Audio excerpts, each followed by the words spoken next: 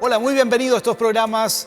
Como ya te hemos anunciado, la semana pasada estamos aquí para tratar de entender un poco más la palabra del Señor. Y en esta oportunidad seguimos desarrollando este tema que se llama Panorama Bíblico, que es esta intención de conocer un poco más la Biblia en todo su entorno, en, digamos, conocimiento histórico, geográfico y aprender un poco más de la palabra de Dios, que esto nos inspire a leer la Biblia. Sí, esta sería la idea, esto es lo que queremos hacer y bueno, con mucho gusto lo vamos a desarrollar aquí. Mi nombre es Juan Manuel Curbelo, soy pastor aquí en Argentina, en Mendoza, Argentina, y bueno, tenemos el privilegio de tener también nuestro ministerio aquí en Argentina y en Paraguay, y estamos en dos naciones, y es un gusto para nosotros enseñarle a toda nuestra gente un poco más de la palabra del Señor. Para eso son estos talleres, estos programas que estamos haciendo, para que la gente se anime a leer las Escrituras y a profundizar un poquito más en el texto de la Biblia, ¿sí? Estamos viendo lo que se llama panorama bíblico. Esto es una visión panorámica. Lo que hoy vamos a hacer es un recorrido por toda la Biblia.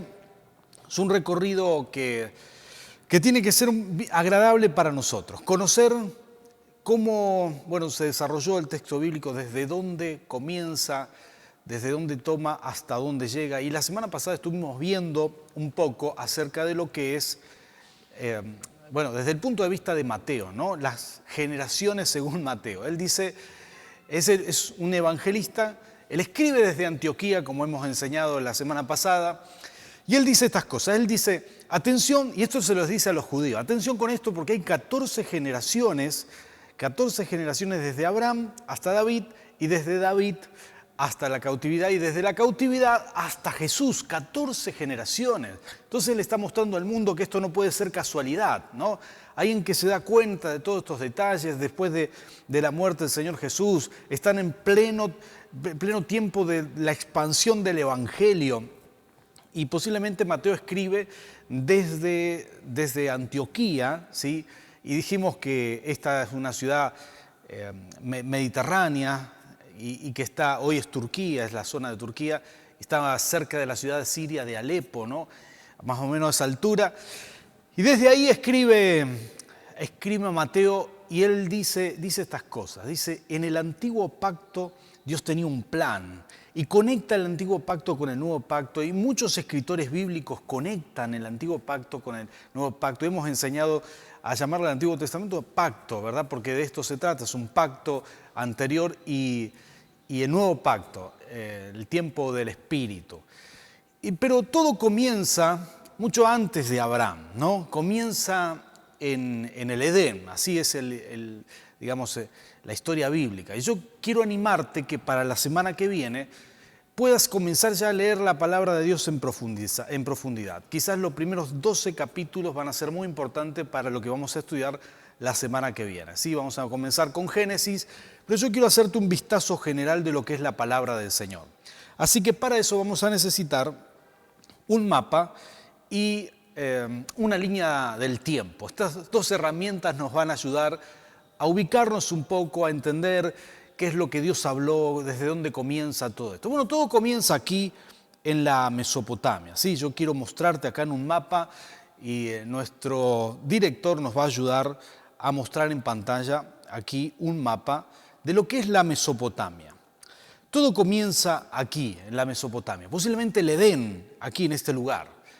Y Dios crea al hombre, Adán y Eva los creó, pero el hombre se cae de su gracia, de la gracia de Dios, y comienza la historia. Esto vamos a ver ya en profundidad la semana que viene. Bueno, nuestra profundidad será relativa, ¿verdad? No vamos a estudiar esto en una profundidad de seminario, sino más bien para tener una noción básica para aquellas personas que quieren conocer un poco más de la palabra del Señor, esas personas que se congregan en nuestra iglesia y todos los amigos que quieran ver estos videos. Esto comienza, la historia de la creación comienza en el Edén. Ubicamos el Edén en la Mesopotamia, ¿sí? ¿Y dónde es esto? Bueno, para eso vamos a buscar desde nuestro país, aquí desde Argentina, vamos a ir por el planiferio, vamos a pasar por Paraguay, esto es Paraguay, y de aquí nos vamos a la zona de Mesopotamia. Está muy cerca de Israel, es la zona de los límites entre Irak e Irán, ¿sí?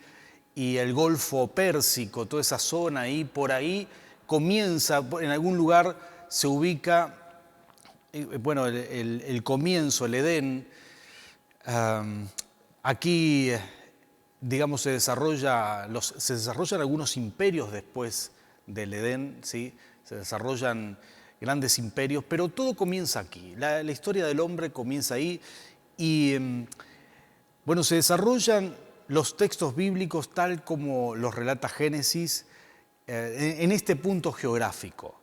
Está, en primer lugar, ustedes pueden ver la familia de Adán y Eva, van a ver a Noé, ¿verdad? Grandes personajes bíblicos, y luego Nimrod y la Torre de Babel.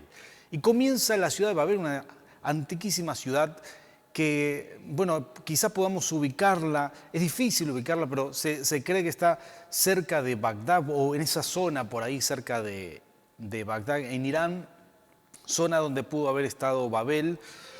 Y entendemos que esta ciudad, ustedes lo pueden ver ahí en el mapa, ustedes pueden ver que en esa zona se desarrolla lo que es, el imperio babilónico. En aquel momento era solamente Babel, una ciudad, era una ciudad con torre. A partir de ahí, bueno, empiezan a surgir, viene rápidamente un devenir, hay un punto en donde Dios decide y dice, no, yo voy a cortar la vida del ser humano. Pasa ahí el hombre de vivir casi 1000 años como Matusalén a vivir 120 de golpe, porque esta es una orden de Dios, y luego comienza a desarrollarse otro tipo de historia. La Biblia salta a Génesis 12, donde aparece Abraham, y Abraham comienza su historia en Ur de los Caldeos, ¿sí? Ur de los Caldeos la podemos ubicar aquí, cerca donde dice hoy Basora, ciudad iraquí, y ustedes pueden verla aquí en el mapa.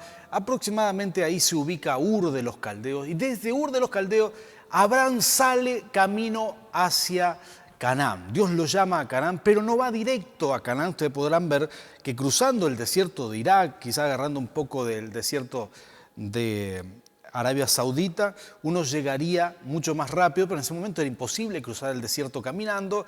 Ellos van camino por el río Éufrates y siguen hasta la ciudad de Harán, donde muere Tarea, el padre de Abraham, y luego desciende, digamos, viene hacia el sur y llega hasta la tierra de Canaán, ¿sí? Este es el viaje de Abraham. Todo comienza ahí con este viaje, enorme viaje que Abraham desarrolla en aquel tiempo y se instala en la tierra que va a ser la tierra prometida. Y aquí entra en escena lo que le llamamos Palestina, bueno, lo que es Palestina, ¿verdad? Y aquí entra en escena una tierra bendecida por Dios. Este es el regalo de Dios para Abraham. Le dice, esta tierra es para ti, aquí te vas a desarrollar, acá Dios le promete que va a tener descendencia, acá ocurren cosas maravillosas, Dios lo prueba. Abraham lo prueba justo en un monte, lo prueba en el monte Moria, que es muy cerca de Jerusalén, ahí en la misma zona de Jerusalén, en donde él tiene que entregar a su hijo y pasa esa prueba. Dios le dice, no mates a tu hijo, y aparece un cordero. Y aquí comienza esa historia de Dios con Abraham. ¿Por qué elige Dios a Abraham? Porque Dios elige un hombre para construir un pueblo, para que venga el Mesías. Esta es la historia de la salvación de la humanidad. Con Abraham comienza. Dios elige un hombre de fe. Dios elige un hombre de fe que pueda llevar adelante su promesa, ¿no? Dios promete que iba a tener muchos hijos, que lo saca afuera, le dice, sé que no tenés hijos, pero mirá las estrellas, y así como son las estrellas, así será tu descendencia. Y Abraham le cree a Dios y eso le fue contado por justicia, ¿no? Así es como comienza esta historia. Abraham le cree al Señor y vive muchas cosas Abraham. Abraham se va a Egipto, aquí vamos a ver luego más en detalle, le dice al rey de Egipto que su esposa era su hermana, lo sacan de Egipto, lo echan de Egipto, vuelve a la tierra de Canaán. Todo esto fue por la hambruna que había. Abraham tiene un hijo, tiene varios, tiene 2 hijos, pero tiene más hijos también, pero el primer hijo, Ismael, digamos, no fue el hijo de la promesa, ¿sí? Ismael fue el hijo que tuvo con su concubina, quizás por un poco de ansiedad. Luego tuvo a Isaac. Isaac nace en Canaán. Isaac tiende a hacer lo mismo que su padre. Isaac tiene a Jacob. Tiende a hacer lo mismo que su padre en el sentido de que también cuando está en Gerar, que es la zona de Filistea, si ubicamos aquí es como la franja de Gaza por aquí, él también le dice a un rey que su esposa era su hermana y también miente, pero esta vez le fue mejor que a Abraham, a Isaac. Pero bueno, tienen dos hijos, Esaú y Jacob. La historia de Jacob es una historia tremenda, tiene que irse de la tierra de su padre por causa de Esaú, que lo quería matar, porque le roba la primogenitura, y ahí comienza la historia de Jacob. Jacob tiene 12 hijos y esas van a ser las 12 tribus de Judá. Esos nombres son las 12 tribus de Judá, o más o menos, porque, después vamos a explicar bien cuando lleguemos a este tema, pero las 12 tribus de Judá serían los 12 hijos de Jacob en síntesis, digamos. Luego los hijos de José van a ocupar dos lugares en esas 12 tribus y Leví no va a tener un espacio entre las tribus de Israel. Después lo vamos a explicar esto bien, pero ¿qué es lo que sucede aquí? Este es el primer punto en la historia en donde nosotros podemos ver el mapa, la línea histórica. Podemos ver esto, que estamos hablando del año 1850 a.C. Aquí se ubica a Abraham aproximadamente en este tiempo, ¿sí? Ustedes lo podrán ver ahí en el mapa, en la línea histórica. Y 1800 años antes de Cristo sucede todo esto. Inmediatamente Abraham tiene a Isaac, después a Jacob. Jacob tiene a José. José es vendido como esclavo y llega aquí, a esta zona. Aquí lo podemos ver en el mapa. Llega a Egipto como esclavo. En un tiempo donde los faraones habían cambiado, se entiende que estaban los hicsos dominando en ese tiempo y toman a José. Bueno, el faraón lo reconoce por los sueños que tiene, le interpreta los sueños y lo pone como gobernador de todo Egipto. Después de Faraón solamente estaba José. Esto es una cosa magnífica que sucede en las Escrituras. Ustedes no conocen la historia, todo esto es Génesis. Tienen que leer este libro maravilloso de las Escrituras. Y Génesis termina con José. José en Egipto y José invita a todos sus hermanos, invita a su padre y los trae a vivir a la tierra de Gosén. Aquí la historia nos muestra, las enseñanzas bíblicas nos muestran unos 400 años donde se desarrolla el pueblo de Dios, crece en Egipto, en la tierra de Egipto. Tenían como promesa Canaán, tenían la tierra prometida, tenían que volver a Jerusalén, pero ellos crecen como pueblo. Este periodo, el periodo desde Abraham hasta David, se le conoce como el periodo de la formación del pueblo de Dios. Desde Abraham hasta David, estas 14 generaciones son la formación del pueblo. Dios está formando un pueblo por el cual va a venir el Mesías. Y Abraham era una sola persona, pero se multiplica toda su familia, llega a ser un pueblo numeroso. Para el 1500, se ubica Moisés en 1481, 82 aproximadamente, le redondeamos en el 1500 antes de Cristo.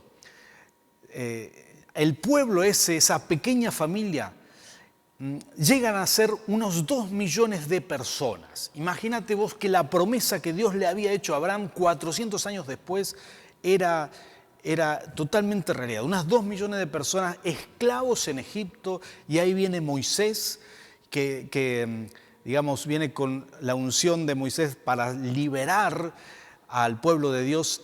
Viven la primera Pascua, ¿sí? Primer símbolo concreto, era el segundo. El primer símbolo concreto de Jesús aparece con Abraham, cuando está por sacrificar a su hijo, y Dios le dice: no lo sacrifiques, te voy a dar un cordero. Simbolizaba a Jesús. Y luego en la Pascua, ahí estaba Moisés recibiendo la orden directa de Dios, la 10ª plaga, dice: sacrifiquen un cordero, pinten los dinteles, y el cordero simbolizaba a Jesús. Dios tenía en mente, siempre tuvo en mente que iba a crear un pueblo para que viniera su Hijo a nacer, que iba a ser el cordero inmolado. Él iba a pagar por los pecados y vamos a explicar eso bien más adelante, pero ahora seguime con la historia, estamos haciendo un panorama bíblico general. Moisés sale de Egipto y cruza lo que hoy es el Canal de Suez, ¿sí? El Mar Rojo, claro que sí, el Mar Rojo, el Golfo, digamos, el Golfo de Suez sale al Mar Rojo. Y ustedes lo pueden ver aquí en pantalla. Esto es el Golfo de Suez, el Mar Rojo, y está el Canal de Suez, un canal fabricado por el hombre. Entiendo que esto lo hicieron los franceses más o menos para el 1860, esto es reciente, y divide África con Asia. En aquel momento no era tan profundo, pero suficiente para ahogar a los egipcios. Este canal fue reformulado para que se pueda navegar con grandes embarcaciones. Y el Canal de Suez conecta el Mediterráneo con el Golfo de Suez y a su vez con el Mar Rojo. Y en aquel momento se le llamaba el Mar Rojo hasta donde llegaba, digamos, a conectar con el Mediterráneo. Moisés cruza por ahí, justo donde estamos viendo a esa altura, sale de esa tierra fértil que era Egipto y cruza y sale al desierto con 2 millones de personas. Ahora quiero que me sigas aquí para entender esos textos que leemos muchas veces. Toda la historia de Éxodos está aquí y sale por esta zona y viene en 50 días, viene caminando el pueblo y llega a esta punta aquí donde ubicamos el monte Horeb o el monte Sinaí también, ¿sí? Este es el lugar donde Dios se encuentra con Moisés, lo hace subir al monte y le dice, aquí te voy a entregar las 10 tablas. Aquí ocurre algo espantoso, que es que el pueblo de Dios, claro, digamos, no tiene la sabiduría para manejar esto y hacen el primer becerro de oro. Ya vamos a volver a esta historia, pero rápidamente quiero mostrarte cómo va desde aquí, desde el monte Horeb. Están un año alrededor del monte donde se escribe el libro de Levíticos. Dios los prepara y cuando el pueblo ya está preparado, los manda a esta zona que ustedes pueden ver aquí. Esto es Cades Barnea, aquí es la entrada, la puerta para la tierra prometida. Les dice aquí ya están listos. Pero aquí Moisés manda a los espías y los espías dicen, no, son demasiado fuertes, demasiado gigantes, demasiado grandes, los muros llegan hasta el cielo, no podemos contra estas ciudades, así que el pueblo de Dios retrocede y viene hasta esta zona. Ustedes pueden ver aquí el mapa, ¿sí? Esta zona acá es el Golfo de Acaba, la zona de Eilat, ¿sí? Llega el pueblo hasta esta zona, pasan 40 años dando vuelta por aquí, 40 años en el desierto. Tendrían que haber entrado, en ese momento pasan 40 años, muere toda una generación en el desierto y luego vienen por el oeste, pasan por Jordania, ¿sí? Vienen por el este del Mar Muerto, pasan por Jordania y van a entrar a la tierra prometida de la mano de Josué y Caleb, aquí recién 40 años más tarde. Lo pueden ver en el mapa, cruzan el río Jordán, también de la misma manera que cruzaron el Mar Rojo, las aguas se abren y comienza el periodo de la conquista. Moisés no puede entrar a la tierra prometida, él se queda del otro lado, él muere aquí en lo que hoy es Jordania, ¿sí? Y no pueden cruzar, pero él alcanza a ver esa tierra prometida. Moisés se queda de ese lado, pero Josué y Caleb entran, conquistan absolutamente todo. Yo quiero llevarte rápidamente, quiero mostrarte estas cosas. Esto dice la palabra del Señor, esto muestra la palabra del Señor. Ellos toman toda esta zona y comienza un periodo en la Biblia, se llama el periodo de los jueces. El libro de jueces lo vamos a ubicar aquí, es un periodo donde las tribus empiezan a tomar control, las 12 tribus de Israel empiezan a tomar el control de toda la tierra prometida, empiezan a conquistar, pero empieza a repetirse un ciclo en donde donde pecan, donde se olvidan de Dios, donde son sometidos, piden ayuda, viene un juez, un salvador que los salva, y así se repite 14 veces. Hubo 14 jueces contando a Samuel, y bueno, aquí se termina el periodo de los jueces con Samuel y comienza el periodo de los reyes, y comienza el reinado de Saúl. Saúl fue un rey que no agradó mucho al Señor, pero luego viene David, y David es un rey conforme al corazón de Dios. David es el que toma la ciudad de Jerusalén, que le pertenecía a los jebuseos, y a partir de ese momento se le llama la ciudad de David, ¿sí? Jerusalén, ahí lo podemos ver en pantalla, él toma Jerusalén, y a partir de ese momento pasa a ser parte del patrimonio de los israelitas para aquel entonces. Su hijo Salomón fue quien lleva el reino a otro nivel. El nivel más esplendoroso de Israel lo tuvo con el reinado de Salomón, quien tuvo paz, no necesitó hacer guerra y logró acrecentar muchísimo el reino, expandió los límites, revistió todo en oro y sobre todas las cosas construyó el templo, el primer templo. Y este periodo de David en adelante se le llama el periodo del primer templo y se estudia de esta manera, y es el periodo en donde se suceden los reyes. Resulta que Salomón tuvo un hijo, Roboam, caprichoso el hijo, y él pierde el reino por soberbio, ¿sí?